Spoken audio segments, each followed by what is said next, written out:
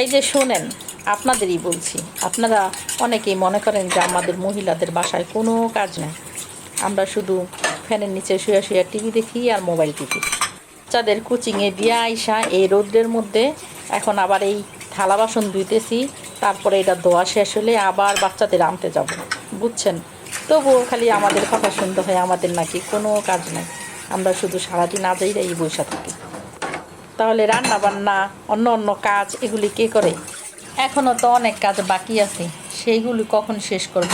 আবার ওইদিকে বাচ্চাদের ছুটি হয়ে যাইবে, এত টেনশন নিয়ে কি মানুষ বাঁচে?